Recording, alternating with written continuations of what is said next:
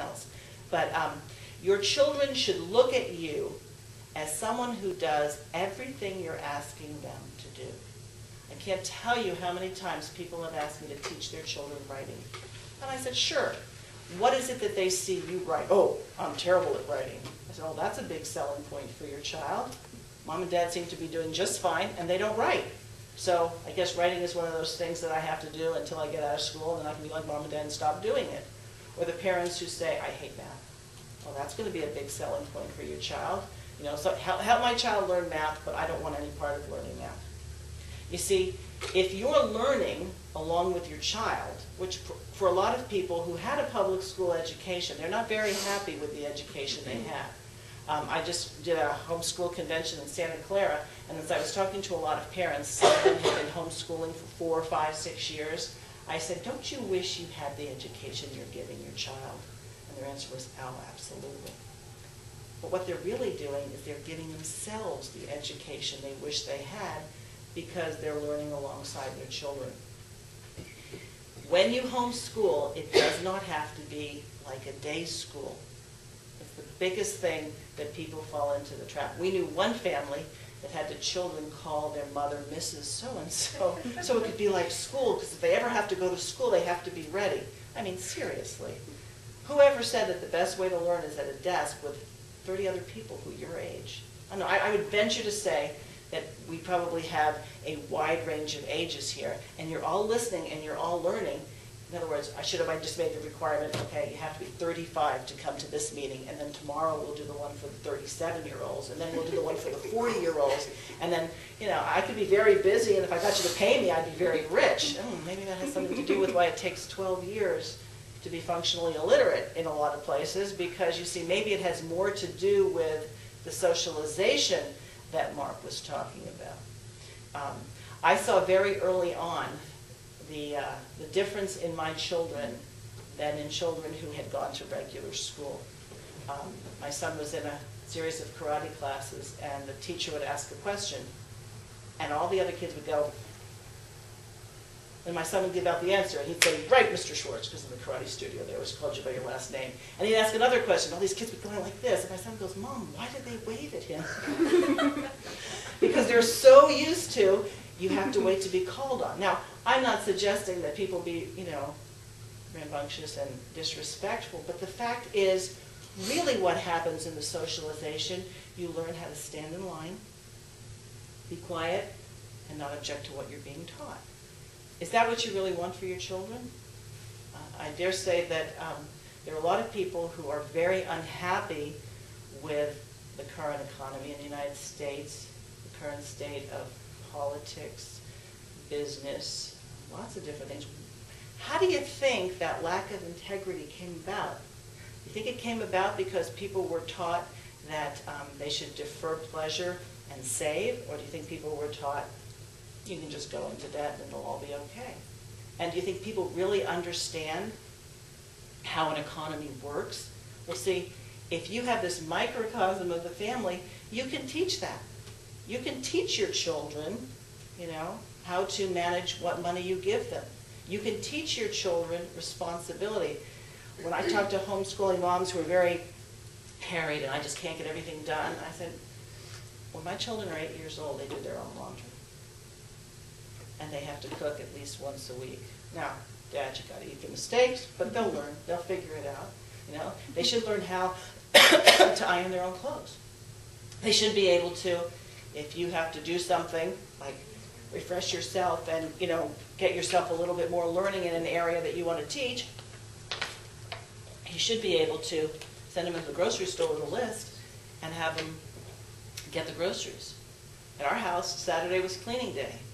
The oldest always was the one who supervised the cleaning. So he might have his younger sisters dusting or this, that, the other thing. In other words, we were preparing him for life. And my son's wife will tell you she's very grateful because he had to take care of his sisters when they were younger. Remember, I've been doing this for a long time, so he was 14 when she was born. And so he had to learn to change diapers, he had to learn how to babysit, he had to learn to do all these things. By the time he became a dad, it wasn't foreign material to him.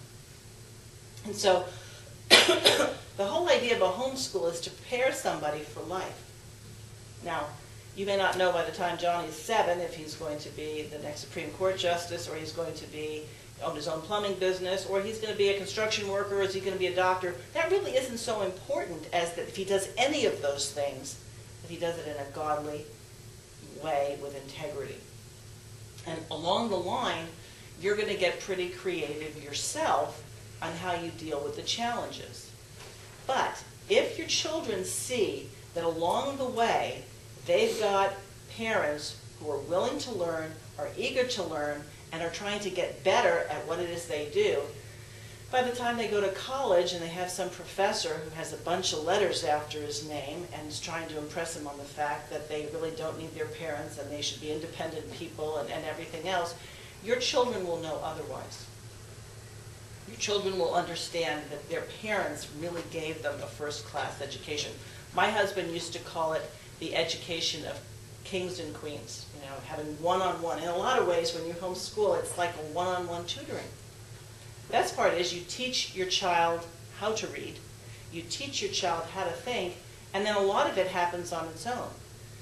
I can remember there was a movie out about the submarine. What was that called? You something or other. Anyway, I went with my daughter to, I can't remember it now, but it was when they had decoded something during World War II, and it was how they had to get this decoding box off a submarine. And I'm sitting in the movie, and I am totally lost. I don't understand. And there she is whispering to me, explaining how submarines work. And I'm thinking, I'm your teacher. How did you learn this? And she said, oh, remember we used to go to the library? I got all those books out on submarines.